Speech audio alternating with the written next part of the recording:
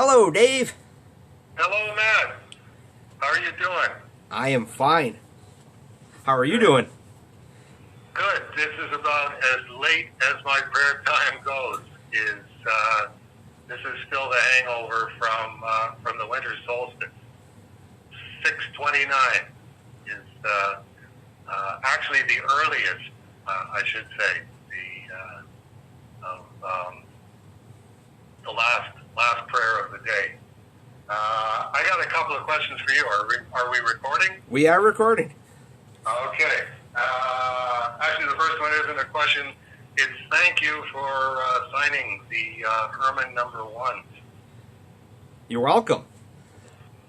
Why did you sign them on the back cover? Because that way the front cover's pristine. That was the intention. I also signed them on the page I wrote. Oh, you did? I didn't see that. And I had my brother sign on the pages with his name on it. Okay. All right. It's all coming together now. Yeah. Well, I won't be able to see those last two if I get them encapsulated by CGC, but we will work on that. Benjamin signed on the front cover, so I'm going to sign on the front cover, and then generations of Cerebus fans will be asking, why did Matt Dow sign the back cover? Well, as I said to Benjamin Hobbs when I sent him the 25 that I had gotten, I said I signed on the back cover, and the intention is if you sign on the back cover and then Dave signs on the back cover, someday somebody can try to track down all of us to have us all sign one copy. And good luck getting Gustav Doré and Dante Alighieri, but if you can do it, hey, go for it. We have no idea what future technology is going to bring. The other thing is, did you do anything on Spider Horde number one? I know I put your name on the cover. No, I did not. You did not? Like absolutely nothing? If I remember correctly, we did the Amicable Spider-Vark, and then I think it was Hobbs suggested it, and I went, oh yeah, I have that comic, and I think I may have suggested some wording for the cover, but it wasn't used. Okay, all right. Yeah, because sales went up on that one, and the rule on Cerebus in Hell with a question mark is if the sales go up from the previous issue, then everybody gets a royalty check, and I was going to cut you a royalty check, but I thought better find out if he actually did something on it before I go doing that.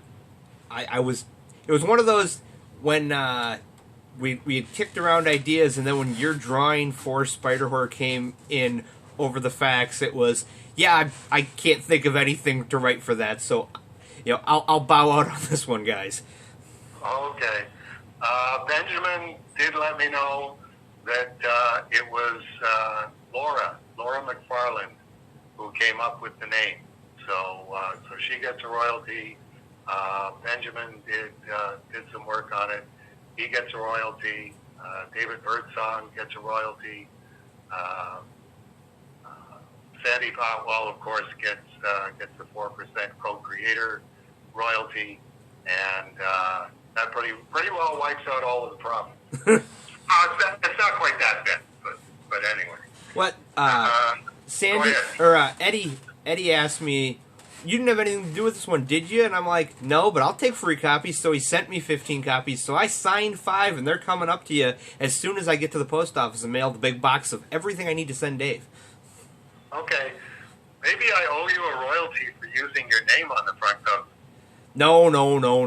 Because if that were true, the Dow Jones Industrial Average would owe me $1 million. This is true. I mean, you should change your last name.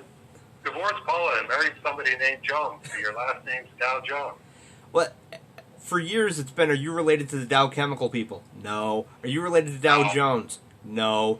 Are you related to Dow Canvas, which is a local company? And I'm like, no. And then I'm like, well, maybe, but not enough that they'll lend me money. Right. So who cares? If it's not close enough to lend you money, we'll just skip that part.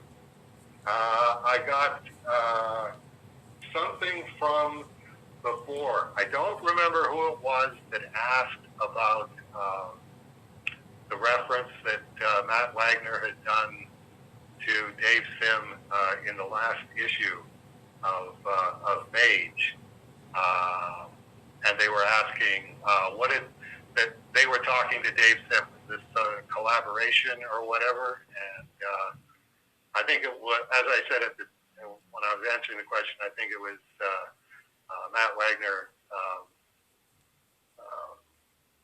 toying with the idea of self-publishing, and that I had talked to him about it at the end of Mage Party, and there's a part of me in my 60s that goes, did that actually happen? Did I actually go to an end of Mage Party in Philadelphia? It's not something that you would make up, but it sounds implausible. And then I was looking in the archive room as usual for something else, and I found the big legal book that incorporated Aardvark Vanaheim back in 1981,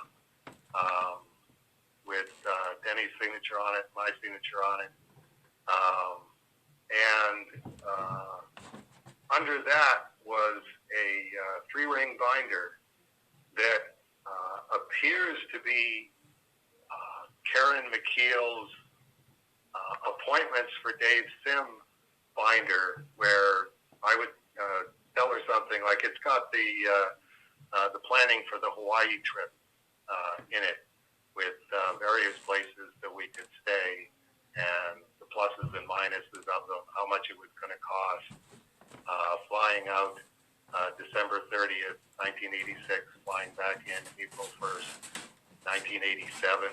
I forgot that we visited with Harlan Ellison when we stopped over in Los Angeles on New Year's Eve.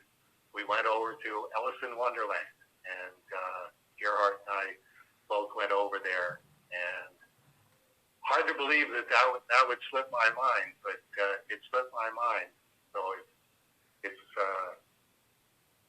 definitely one of the pluses of having this stuff all written down and not throwing anything out. Anyway, on one of the pages, stapled to the page, is a postcard which says Kamiko Christmas Party, and one of the Mage characters has spray painted over top of it, last issue of Mage Party, and Mage is in the foreground going, ho. And the date was Saturday, December 13th, going from 8 p.m. to ? And the address that the party was at, Green Street Court in Philadelphia, Pennsylvania, 1806 to 1814 Green Street, number 206. So what's that Google Earth thing where you can actually look at the building? Yeah, Google Earth. Google Earth, but it's like Google Street or Google... You go to Google Earth, you type in the address, and then it'll give you the option of looking at Street View. Okay, Street View. That's what I was trying to think of. Thank you. Okay. So I'm curious if anybody out there is curious as to where Matt Wagner and Joe Matt and several of the Kamiko Mage people were living at the time.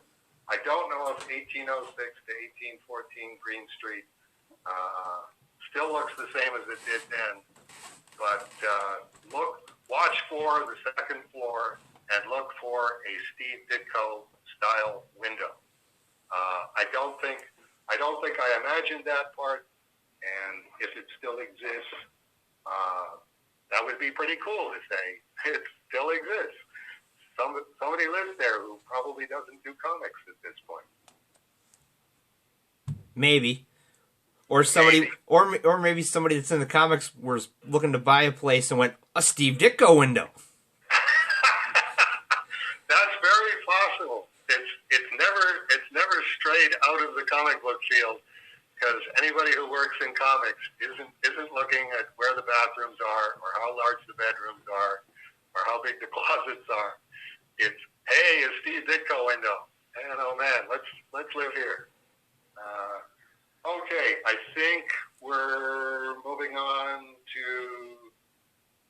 No, we're not moving on to the actual questions yet. What's the other thing that I had to get to? Oh, the High Society Regency edition. And I checked in with Dagan to say, like, I'm getting ready to do Please Hold for Dave Sim for January. The last that I had heard was the High Society Regency edition was going on sale January 13th. And could he confirm or not confirm that that was the case? And he wrote back, this is January 6th, yesterday, 7 a.m.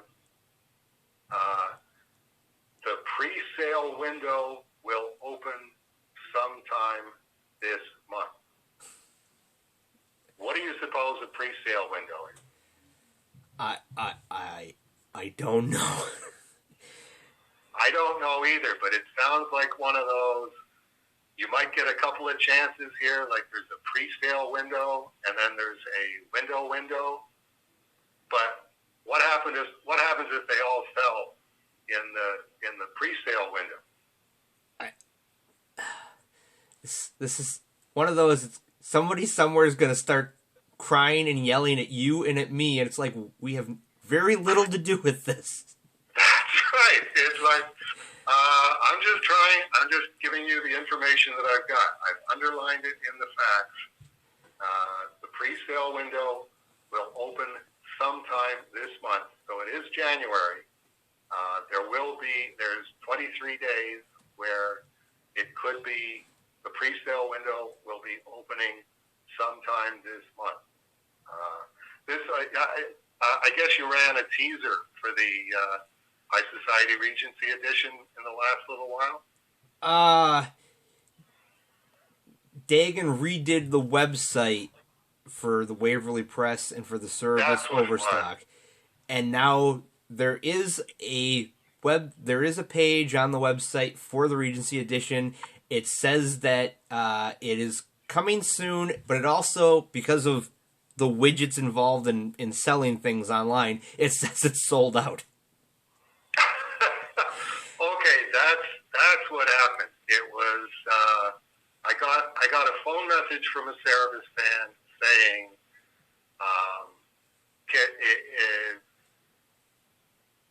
they clicked on it, they went for the clickbait, it took them to the website, and it said that it was sold out. And it's like, I'm going, I don't think that's the case, but I can't 100% say, as the publisher of Aardvark Anaheim, I'm not the publisher of Waverly Press, that isn't the case. Anyway, the unnamed Cerebus fan, Jeff Seiler, said, I will pay you twice as much for one of the High Society Regency editions if you're getting some, like, besides the Cerebus archive copies. And it's like, I'm way ahead of everybody on this one, Jeff. It's like, the Cerebus archive isn't going to have any copies of the High Society Regency edition, because this has got potential mess written all over it, and I don't want to be holding any of these. But I did negotiate back and forth with Dagan, saying how many signed and numbered copies can I get, and can I get the earliest copy? It's like, you're the Waverly Press publisher. So this is your call. You're the one who printed up the extra 150, 200 copies of High Society to be made into hardcovers. If I can just have the first three, I'll live with that. But it's just the first three. We've settled on 10, but they're not coming here. Like, I'm going to sign all of the prints that go with it and the tipped-in plate for the book itself. And the first 10 will be going directly from Waverly to Heritage Auctions. So Heritage Auctions will be auctioning the first 10. Okay. The idea being that that way I've got a hockey stick curve out of this potentially. Like, the Heritage Auction guys know what they're doing. So I don't know what I would do with that. Would I start auctioning number 10 and do a countdown? I'm inclined to go that way. That you auction the number 10 and people see what the 10 went for, what the 9 went for, the 8 went for. That's where the hockey stick curve comes in, because they go, okay, so the number one's going to go for a lot more than this. So start getting your mind wrapped around that. But I don't know if the Heritage guys are going to do that. If they would say, no, you go the other way. You auction the number 1, and then people go, oh, okay, so it'll be a percentage of that. This is the percentage that I'm willing to pay. Like, my theory was, let's say that there's 150 of them. Let's do 150 auctions, one a week for the next 3 years, because then you're sort of like breaking it to them gently. Every week, a new one auctions, and the first one's probably going to go for more than any of the ones after that, because that's just the way auctions online tend to work. But how much of a drop-off is there, and where does it bottom out? And does it? And if it doesn't, well, it's going to take them a year to figure that out. Like, I keep waiting for the price to collapse on these so I can afford one of them, and unfortunately the price isn't collapsing, because there's at least 250 people on the waiting list to get one who expressed interest, and there's only 150 of them, or there's only 200 of them. So that seemed more sensible to me. I think that's more the direction that we're going to go in with. The next hardcover is going to be Form and Void, because that's the book that I need to get back into print. That's been out of print longer than any of the other trade paperbacks. So what I'm experimenting with is going in the reverse order. Instead of telling Diamond, okay, the next remastered book is Form and Void. Will you guys take 1,000? Yeah, they'll take 1,000, but they have to solicit for it first. And if they have to solicit for it first, that's essentially a 3 or 4 month process before they find out, okay, this is how many we sold of the remastered edition through the solicitation. That justifies the X number of copies above that, up to the 1,000. What I want to do is do the hardcover and whatever Aardvark Manaheim's royalty is from Waverly Press for the hardcover when that sells, and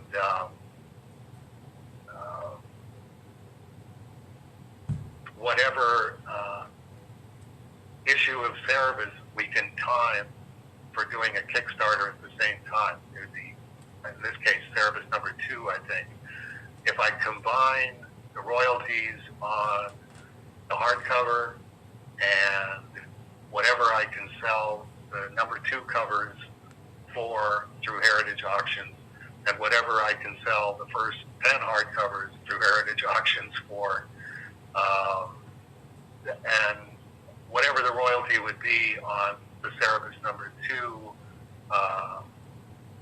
facsimile edition and new covers, I put all of that money together, and I can just print 1,000 copies for Diamond Comics, and maybe print a bunch just for Aardvark Vanaheim to have, and to send to a few other people, without what has been the story of my life for the last 14 years, always having to keep the price of a new car in the bank, because I never know when I'm actually going to get to the printing bill part, and the printing bills are just not getting smaller. They're not getting big as fast as they were last year, when I think it was like 4 or 5 price increases in 1 year. But definitely the price of printing isn't coming down, so it has to be the 1,000 trade paperbacks for Diamond are really just a service to the comic book industry, to the direct market. If somebody wants a Form and Void, here, Diamond's got them. It's a solved problem. 1,000 copies at the rate that Form and Void sells is probably a 10-year supply. 1,000 copies of the Cerebus trade paperback is probably a 1-year supply. So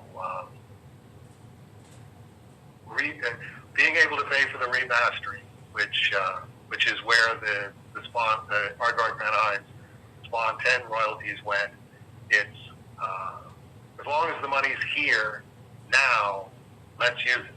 And what's the best purpose of it is paying Sean to remaster the remaining trade paperbacks. So that's what we're working on right now. Sean has been paid for each of the remaining 6 trade paperbacks, except for Latter Days. Latter Days will be the last one, and that's not really a problem because I've still got 750 copies of Latter Days. So that's a solved problem. Diamond will always be able to get Latter Days, and they only have to order 50 of them at a time, which is what they prefer to do. We want this much for this long. We don't want a massive quantity of these, but we'll work with you if that's what's necessary. So it's really not a profit-making side of it, the direct market, because when Diamond orders 50 copies of Latter Days, and I send it to them, like the last purchase order was, I think, $800, $900 worth of Latter Days, and it cost $400 to ship them. So it's like, kind of a tough way to make a living here. So okay, let's get our ducks in a row, but let's put them in a different row. Well, go ahead. It does kind of make sense to flip the usual script, because instead of waiting for Diamond to want 1,000, print 1,000, and then they're there, and you don't have to worry about the whole problem of, oh geez, we got to print Form and Void, and we got to print Melmoth, and they're down to the last 7 Jaka stories, Right. Where you have to. It's not even having to print 1,000 copies; it's having to print 3,000 copies of 3 different books. Right. That's the problem. I mean, there are pluses. There are bright sides to it. The printing technology is getting a lot better, so there's a lot less waste. So you can actually get a printing quote from Marquee, or at least I can anyway, for 250 copies of something. It's reasonably expensive to print that few, but it's not impossible the way it was. Like print and litho, no, you can't print less than 1,000 comic books because we have to run the press for this length of time until it's printing clearly enough, and we'd be throwing away twice as many comic books as we're actually selling to you. And even at that point, it's like you're getting some dicey printing out of this, but this is part of the trade-off. You're just not printing enough copies to make it worthwhile what we're doing. So all the books are remastered except for Latter Days? No, there's 6 more. Okay. I've got my little stack of stuff around here. One of the things I didn't bring was the batting order, but it's the next 2 are Form and Void and The Last Day will be running out. And the good news on both of those is that I do have the negatives for both of those books, for Form and Void and The Last Day. Rowley finished scanning all of the Cerebus Archive Form and Void artwork today, so that'll be going to Sean. Sean sent me a fax saying that the remastering is going really, really good on Form and Void. It's very different because it's a black and white book. There's usually the biggest problem for him is what he's doing with the tone, and there's very, very little tone on it. But there's a fair amount of retouching of paste-up edges because a lot of the backgrounds, it's Gerard, you're going to be doing the background repeatedly, so just do it once and shoot photocopies of it and paste it in. And but Sean is definitely jazzed about this one. He says this is going to be an amazing looking book. And once I realized that the scanning part is actually going a lot faster than I thought it would. Rowley has been able to scan all of the Form and Void artwork that Cerebus Archive has just over the course of the last 2 weeks. And Sean already had all of Gerhard's scans of Gerhard's Form and Void artwork. So that's just designated with a G in Rowley's spreadsheet. So he knows, okay, these are the ones I scanned today. I label them. I stick them into Sean's spreadsheet. And this will tell us once he's put in a few hours doing that process, then it'll be, okay, what pages are missing? Are any pages missing? And if there are missing pages, then he has to go through whatever, 300 negatives all stripped together on the flats and cut those apart and separate them into the original negatives and find the 4 or 5 that are missing, because that's the next best quality for Sean to work with. And then that going, all right, we're moving a little faster on that than I thought we were going to. What's my next stage? Because it was like, once it was off my desk, it was going to be a while until I heard from anybody because everybody else is up to their eyeballs. But it's like, okay, if the scanning's done, then the next thing I want Rowley to do is to scan all of the Form and Void tracing paper, which there's a fair amount of Form and Void tracing paper. So that was one of the things that he did today, and then put them in plastic 11 by 17 covers with white backing board, and he'll be emailing those to Dagan, and it's like, Dagan, here's all of the Form and Void tracing paper. use it in the form and void, hardcover, whatever way that you want. It's like I only make suggestions. I don't want Dagan running Aardvark Anaheim. Dagan doesn't want Dave Sim running Waverly Press. But it's like I went, why don't you do tracing paper trading cards? Because people haven't seen all of the tracing paper. And why don't you do 3 different trading cards, which would be the standard size trading cards that we've already seen with Spawn 10 and Cerebus number 1, large trading cards, which would be another 50% larger than the trading card, the original size, and then giant trading cards, which are only giant because trading cards are tiny little things. So it's like, why hasn't anybody ever done a giant trading card? You could do a giant trading card that's almost the size of the hardcover, but it looks exactly like a trading card. It's just, 5 inches by 7 inches, and you can see the tracing paper on it.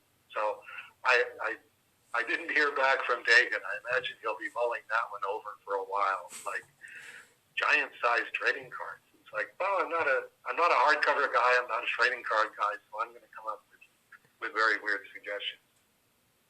It's not the worst idea. I mean, he's already doing he's already doing the postcards, and technically, a postcard is just a giant trading card. Right. It just looks like a postcard on the back. If you put a trading card back on that, you just go, whoa, dude, giant trading card. Coolness. I mean, part of it's my memory, but I remember as a kid having a giant coloring book that was huge. I mean, it was as tall as I was. Right. And right. Because that's what we're talking about in this category. When you're attaching trading cards to graphic novels, you're really scratching that inner 7-year-old itch. And giant is just the absolute best thing with that. Well, I don't know why, but yeah, wow, look, giant trading card.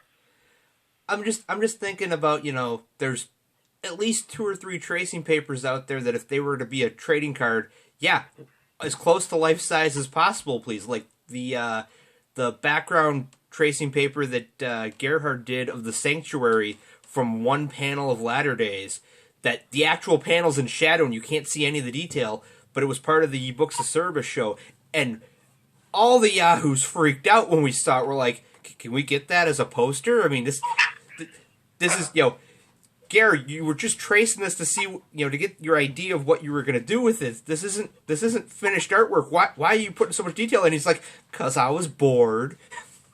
Yeah. It wasn't time for lunch yet. That's when Gerhard did the thing for Wizard magazine about his working method, and it was like right there in the middle of everything is it time for lunch? Well, if it isn't time for lunch yet, I might as well put in some extra time here. Yeah, I mean, I did a actually very finished background where Jaka goes to the